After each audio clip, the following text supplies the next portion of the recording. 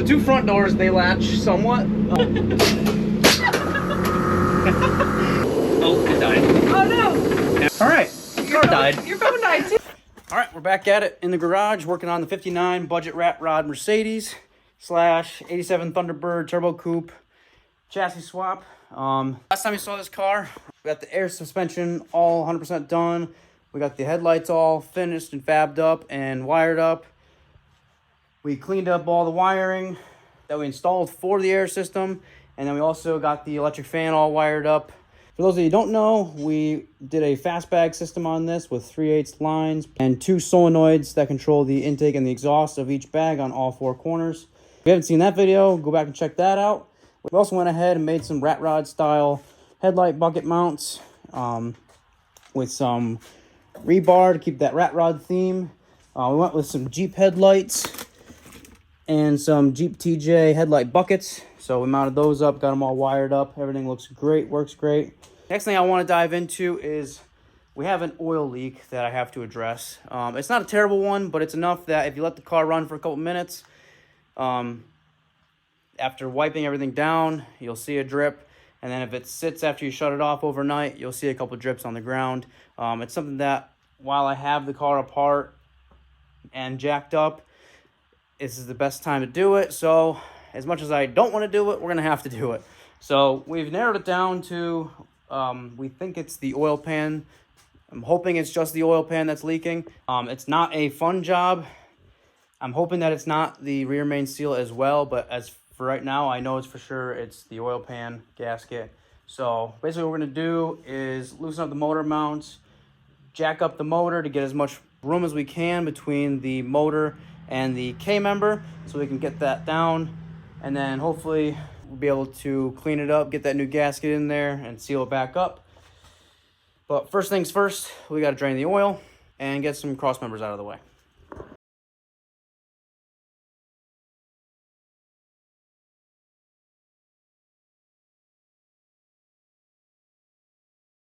All right, last night we had quite the time getting this oil pan off and this gasket replaced. At first we tried to jack up the motor and we still couldn't get enough clearance in between the oil pickup and the K-member. So then we resulted to unbolting the K-member completely and having that stay on the blocks, then jacking the body off the K-member while using the chain hoist to jack up the motor and support the motor. So kind of have like a 3-layer spiel going on with trying to create enough space to get that oil pan snaked out, and thankfully after all that we were able to get it out. After a late night we got the oil pan back in, bolted up. So now we just have to put everything back together, which basically entails lowering the car, lowering the motor, rebolting the K-member, throwing all the little pieces that we had to disconnect from the K-member to let it drop down, like brake lines and fuel lines. We're gonna slap it back together with oil, and we're gonna cross our fingers that we don't have to do that for a long time because it kind of sucked.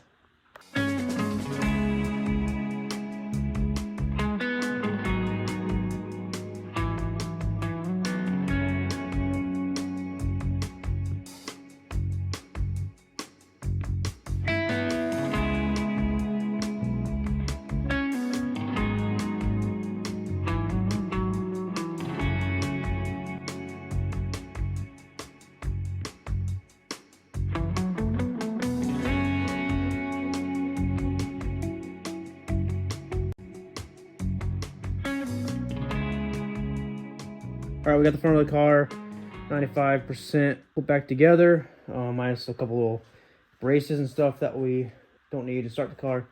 We're gonna fire it up. It's got oil in it. We're gonna let it run for a couple minutes and then see if it's still leaking. If we don't find a leak right away, put up a couple paper towels underneath it, let it sit overnight, and see if it's still there. Hopefully it's not, because I'll be honest with you guys, that job sucked. So we're gonna fire it up, see what happens, and cross your fingers.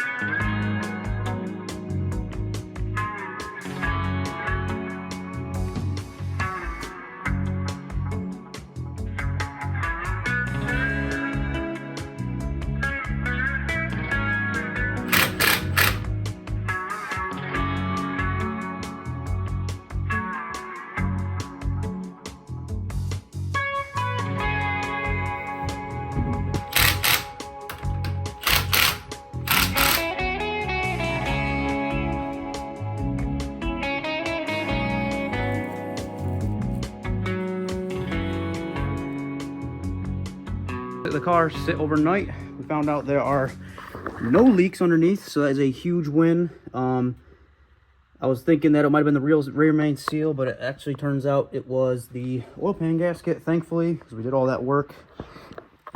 And it was a pain in the ass to do all that work. So I'm glad that it worked out and we don't have to do something else, at least for right now. Once we drive it, we'll kind of figure out if there is any other leaks, because once you drive it, you get more abuse put on the motor and things get moved around and shaked around, so you don't actually know until we actually drive it. So as of now, I'm calling that a win, and we checked it off the list. Also, a huge update, we got some tires put on the wheels. We're going to run the factory Thunderbird wheels because I think the raw aluminum goes very good with the patina, and with a low profile tire on them, they look way better than when you have the stock size tire on these wheels. When you have a 60 sidewall on these, they look kind of ugly, to be honest. So I ended up going with some Nitto Neogens. They're just a great touring tire. That's a decent price point.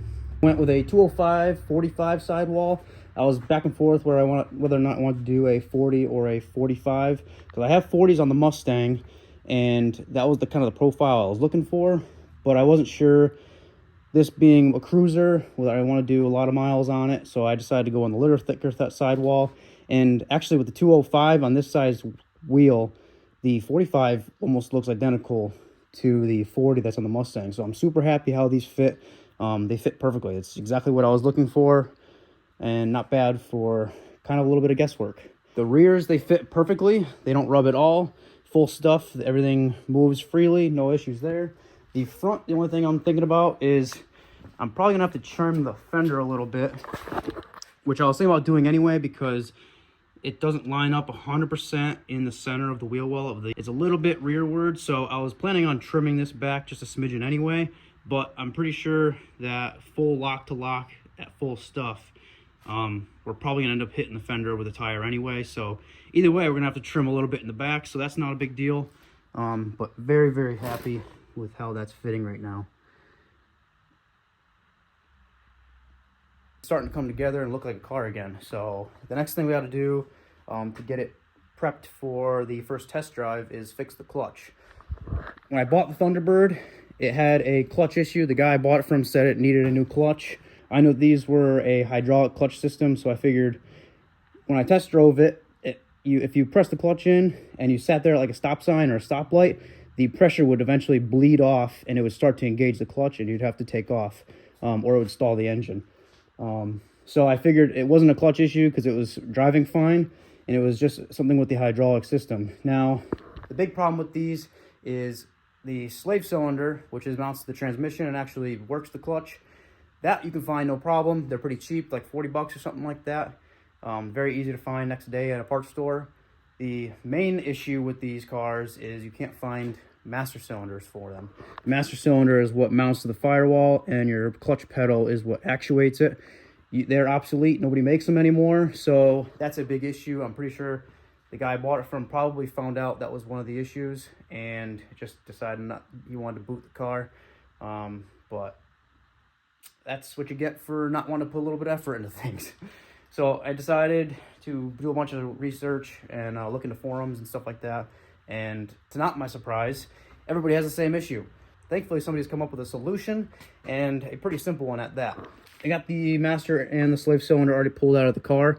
Again, this is the slave cylinder that mounts to the transmission and has the push rod that actuates the actual clutch. And then you got this part that bolts to the firewall and your clutch pedal actuates. So the master cylinder, there's a couple O-rings in here, and over time they just wear out, get dry rotted, and they just start to leak. So when you press pressure in, the fluid pressure bleeds back over the O-rings, and you just essentially lose your clutch pressure and your clutch. So before, when I was driving it around the yard, I had to really be quick with shoving it in, like hitting the clutch pedal and shoving it in gear and then taking off right away, because otherwise it would just start taking off on its own. The solution to the problem is using a C5 Corvette master cylinder. It's damn near identical dimension wise. The only difference is where the male portion that goes into the firewall, it slides in and then clicks about a quarter turn, and that's what locks it into the firewall. The mounting system is identical to the Corvette master cylinder. However, the hole that it goes into is just a shy bigger on the Corvette than the Thunderbird, which is actually better because you can always modify and make the hole bigger on the firewall rather than trying to add material and make it smaller, like if you had to do the reverse swap on these. So not a huge deal. Another thing that we have to modify is the push rod length. The push rod length on the Corvette is just a smidgen longer. Not a big deal. We can chop that down, take whatever material we need, and weld it back together. A little bit of work to make this work, but very excited that we were able to find a pretty simple solution to obsolete parts, really. So that's what we're gonna work on next. We're gonna get that master cylinder modified, the firewall modified, get it all installed, and then we'll be closer and closer to our first test drive. So.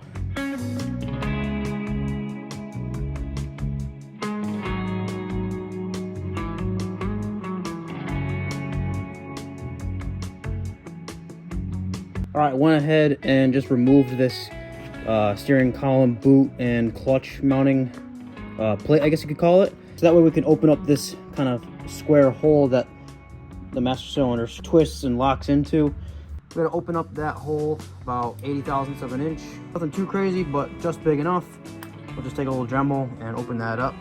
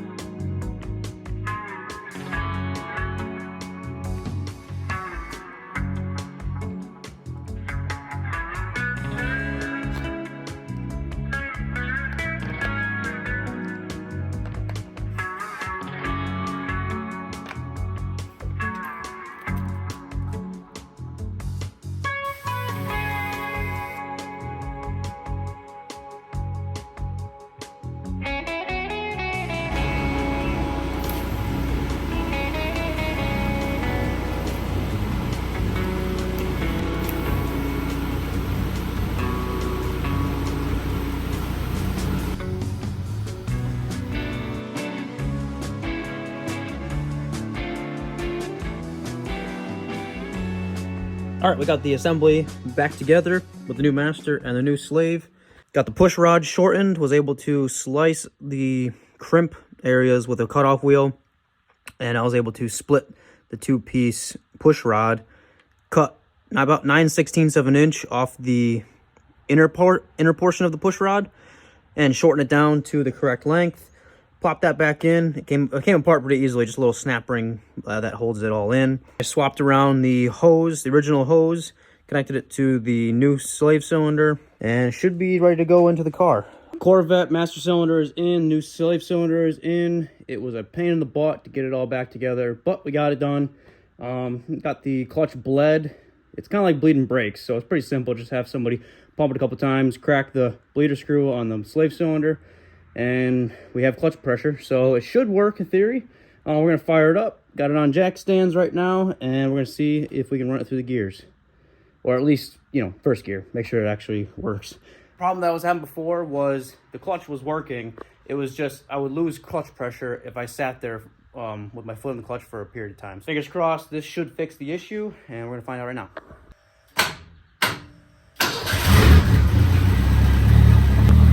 I don't know why the starter just stuck for a split second, but hopefully that's not a constant issue in the future.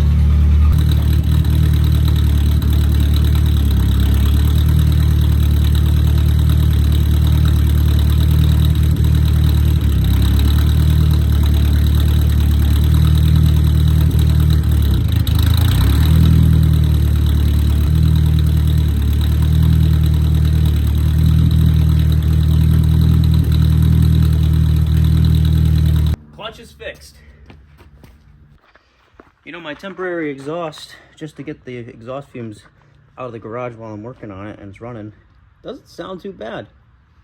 That's huge. Clutch is fixed. We can check that off the list. Now that's satisfying. That's a big thing checked off the list. I wasn't sure. Once I found out that you couldn't get those parts anymore for the Thunderbird specifically, I was nervous what I was going to end up having to do. One of my ideas was converting over to a cable-driven clutch, and like the Mustang is, or the older Thunderbirds are also cable driven, but I'd have to swap out the bell housing, and I just didn't feel like doing that. So I'm glad I was able to make the hydraulic system work. We are super close to being able to test drive.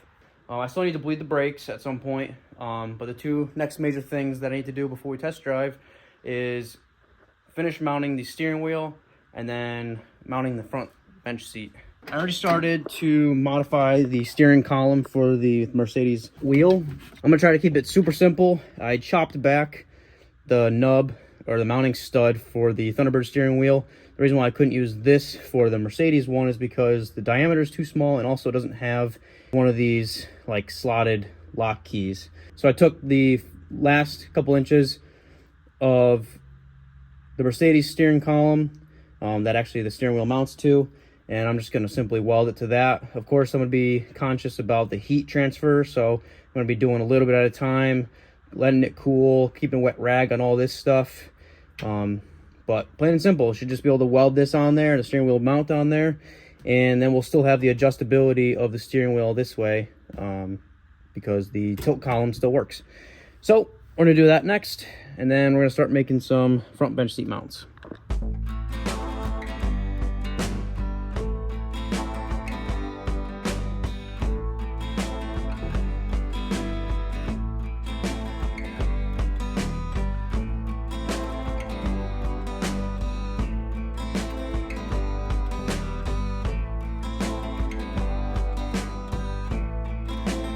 All right, so I'm trying to find the steering wheel center line with the wheels completely straight, or at least super close, so I can get an idea of where I can weld this stud on there.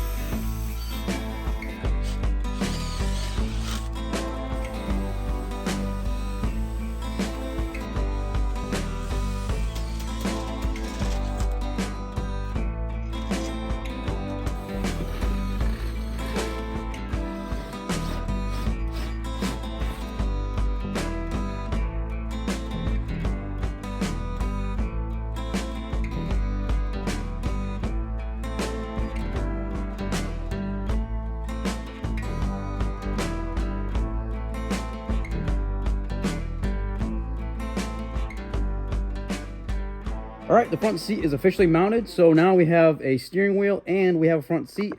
And we are that much closer to test driving this car. I'm getting so excited, but there's still a couple little things we have to do left before we can do that. The next thing we're gonna do is I need to fab up an exhaust system.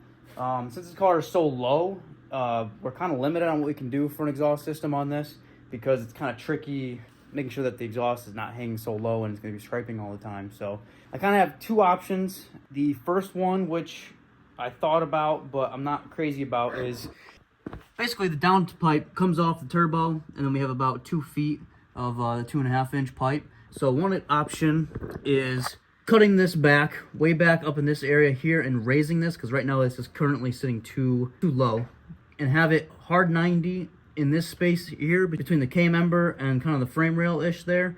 And then, so we have a little bit of space there. We'll be able to cut it straight out, over 90ing back, and then running back to the rear of the car in between the Thunderbird rocker and the Mercedes rocker, and then have it cut out right here before the rear tire. That's an option, and I'm still considering it, kind of, maybe for the future. But again, I'm not too crazy about it. The next option, and the one that I'm gonna do now, is a way simpler setup. Just coming straight 90 right here behind the front tire, and then exiting right out the back side of the fender here as a fender dump. It's short and simple, and I've never done a fender dump before, so I'm really curious what it sounds like. I did get a couple exhaust pieces. I didn't want to run straight pipe because it is a little louder than I really care to have for a cruiser. I did pick up a couple of stainless 90s and adapters and a small 3-inch bullet race muffler. I mean, this thing is pretty tiny compared to all the other mufflers I've ever used, so it's very minimal, but I hope it's just enough that it'll take away that initial kind of tractor sound.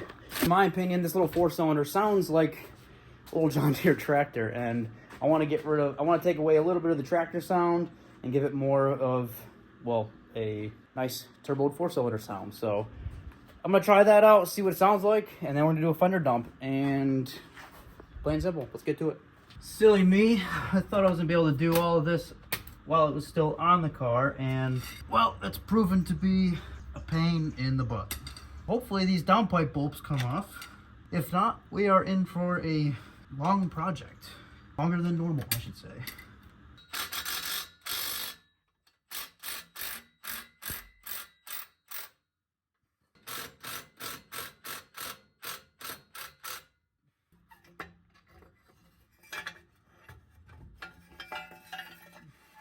You know, I really did get lucky with this Thunderbird.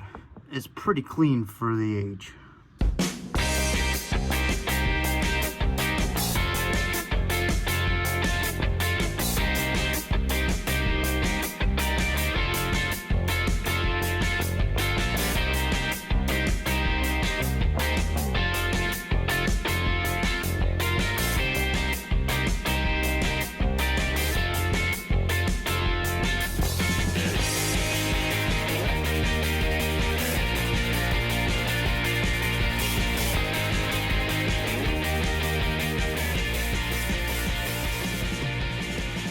Alright, so I got the 3-inch downpipe with the race bullet muffler and another 90 just mocked up for now.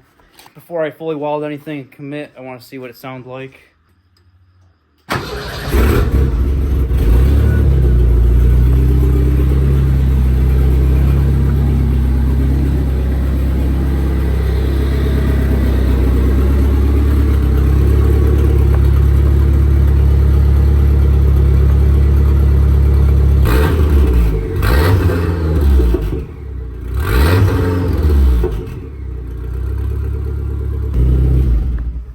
Okay, I don't like it. I kind of had a feeling it was going to happen, but that's why I mocked it up. For a car that was meant to go fast and was making a lot of power, I could see why that might be appealing. I might enjoy it a little more. But this is honestly a cruiser car just to make cool noises and cool turbo noises.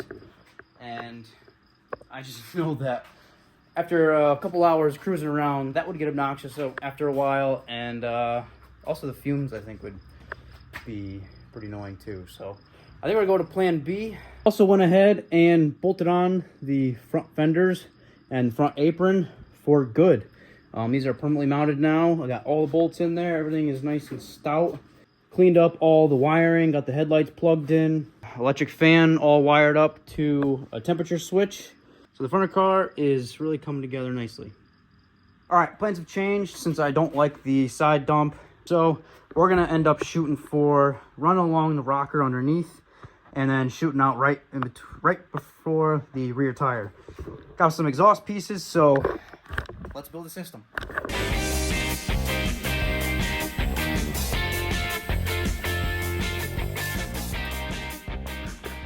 So I think I just avoided a potential major disaster.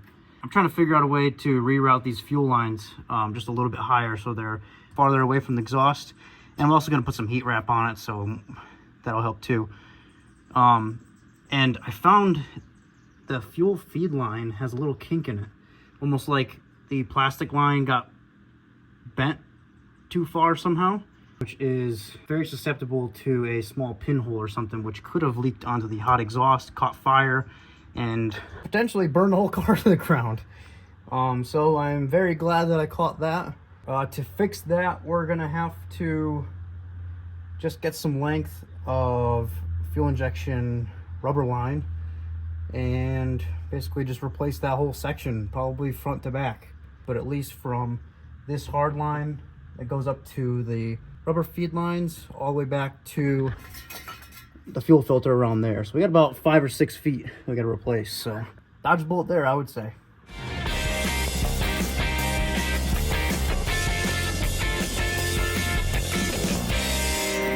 Got the whole system fabbed up. It goes from a 3-inch downpipe to a 3-inch Dynamax race bullet muffler, 3-inch elbow, and it drops down to 2.5 because of space constraints. But it goes 2.5 back to a 3-inch exit because I ordered that part and, well, making it work. I got it all tacked together right now. I'm gonna just fire it up just to see what it sounds like before I fully weld everything.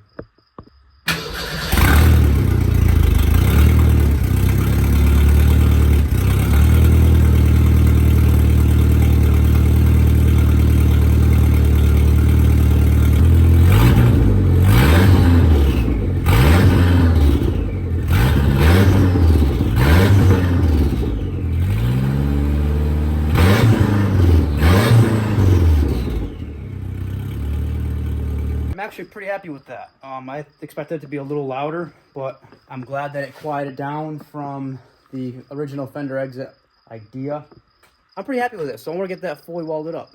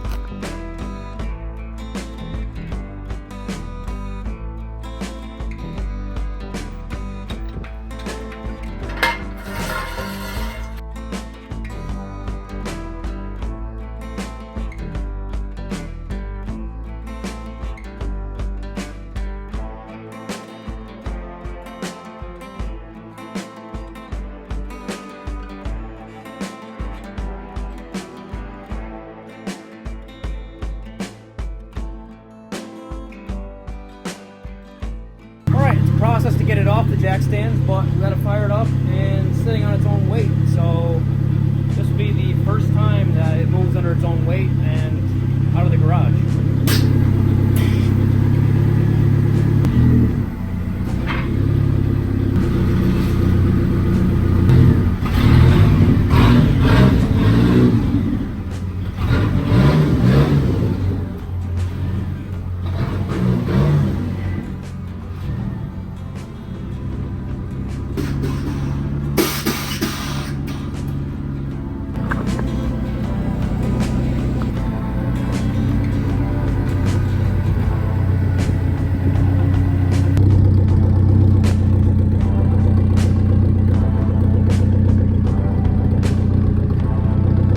Finally on the ground, out of the garage, under its own power. It's been idling for probably about 15-20 minutes now, and the fan kicks on when the temp gets up there, and it brings the temp right back down, so that's good so far. I mean, the doors don't latch 100%, the driver one does, but we're going to take it around the block real quick for its maiden voyage. Not very far, but, you know, within walking distance to the house, in case I had to come back and tow it home with the Jeep, but...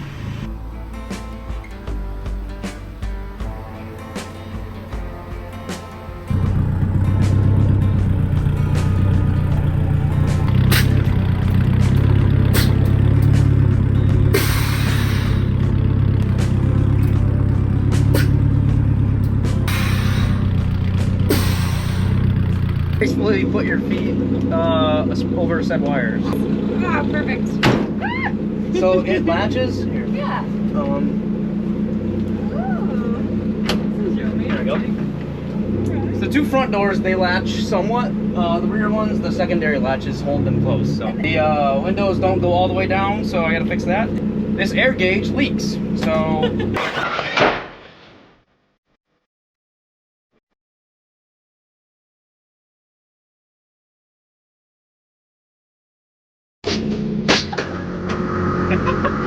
Dude, I'm so stoked right now. Alright. Power steering is cranky.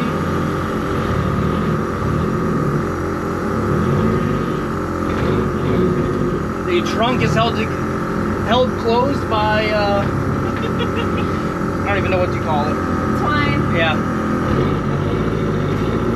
We're going out in the grass that I just cut.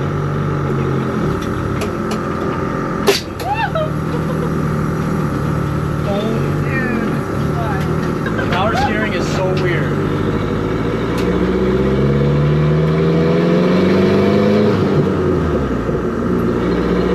It sounds so good. It's loud.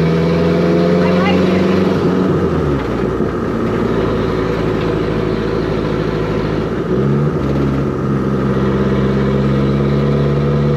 Got oil pressure, temp's good. It's got a weird stumble to it. Oh my god, this is so crazy. It does cool turbo noise things. Alright, so we have brakes.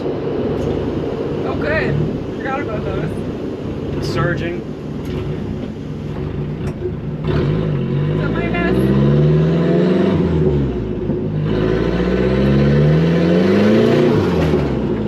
You hear the turbo? Yeah, of course. Oh, I gotta keep up on the air.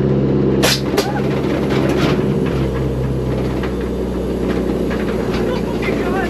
It's a great bumpy road to test it out on. Oh, it died. Oh no! And I think I know why. Why?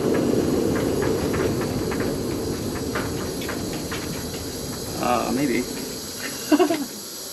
Alright, car died. Your phone died too. Oh, I messed up my door.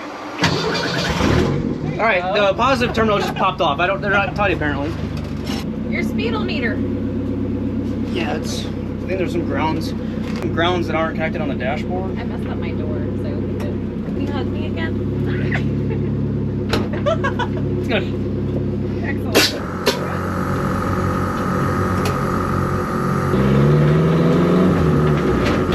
It's so bouncy. I just had the airbags all the way up just to make sure I had enough air because this gauge is leaking, so I just gotta maintain it. It's an extra bouncy when you have it all the way up.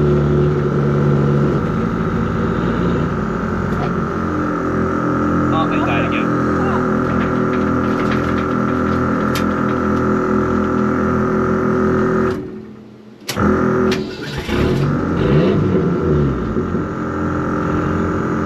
Why did I?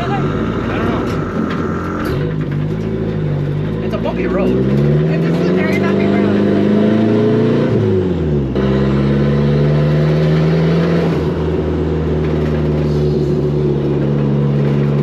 I don't think you can hear it in the video, but it does turbo fluttery noises. You're not gonna get the full effect. This is months and months of late nights. I can testify. Late night.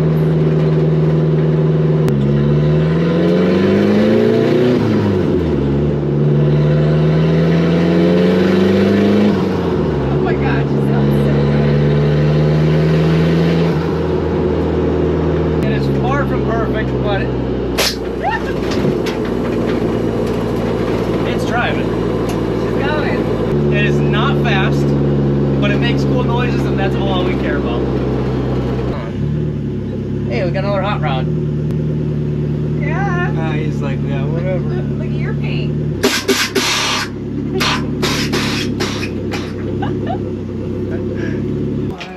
Let's get some gas.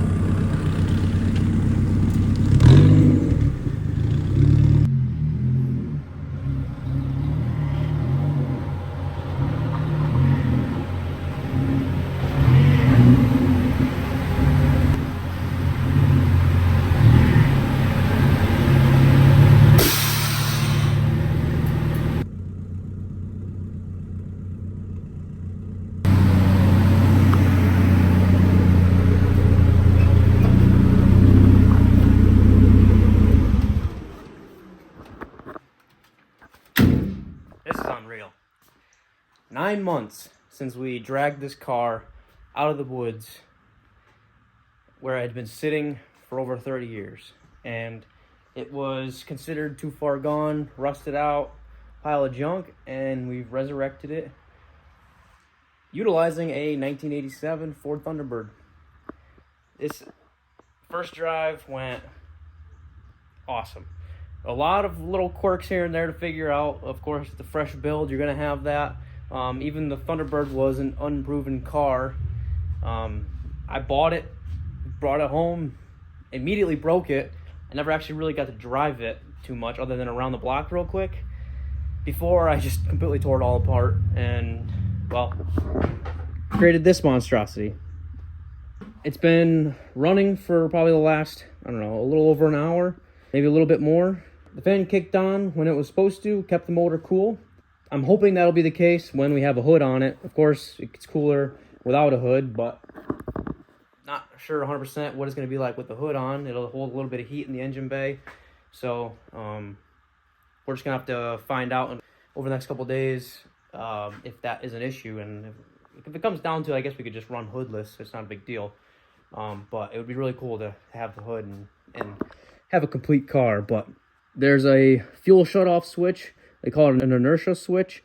So if the Thunderbird had gotten rear-ended, it would use that shock would hit this switch and it turns off the fuel pump, cuts the fuel to the car, which is a nice safety option. But when you don't have it mounted and it's just bouncing around in the trunk, if you hit a good bump, it cuts the switch off. So we're gonna have to either bypass that or something, because, well, I had to stop at one point and it hit the switch and start it back up.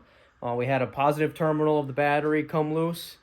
It wasn't bolted down or anything. It was just kind of plopped on there, snug. Well, that came off, shut the car off. We went and got gas. I put 5 or 6 gallons in it when we were here at the house. Went to the gas station, put another 5 gallons in it, so it's like 11 gallons or so. And it seemed like it didn't want to let me put any more fuel in it. So I don't know if that's a venting issue or what, but I'm hoping we can put more than 11 gallons into it. Or maybe there is more than 11 gallons. The fuel gauge doesn't work, so I got to fix that. It'd be nice to have on a road trip. I still have a bunch of work to do to really get this car road trip worthy.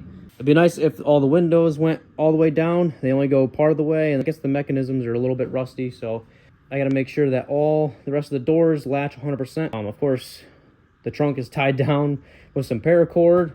Yeah, we still need a hood and tie up all the bunch of wiring and make a dashboard. So we have our work cut out for us.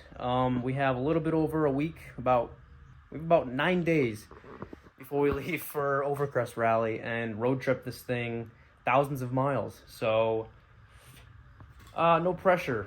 It's a little stressful, but not a big deal. We'll make it work because we're taking this thing. I spent a lot of late nights working on this thing, trying to get it ready, trying to get it done, and I'm calling that first test drive a huge win. If you want to see more of this car, where we started with it, and the process along the way, feel free to check out the other videos I got on the YouTube channel. Thank you everybody who's been following the build from up to this point. If you want to support what we're doing, feel free to hit that subscribe button. Helps the channel grow. But the next time you see this car, we're going to be, hopefully, fingers crossed, hitting the road. If it all pans out and everything works, we'll be hitting the road and hitting the Overcrest Rally. So thank you guys for watching. We'll see you on the next one.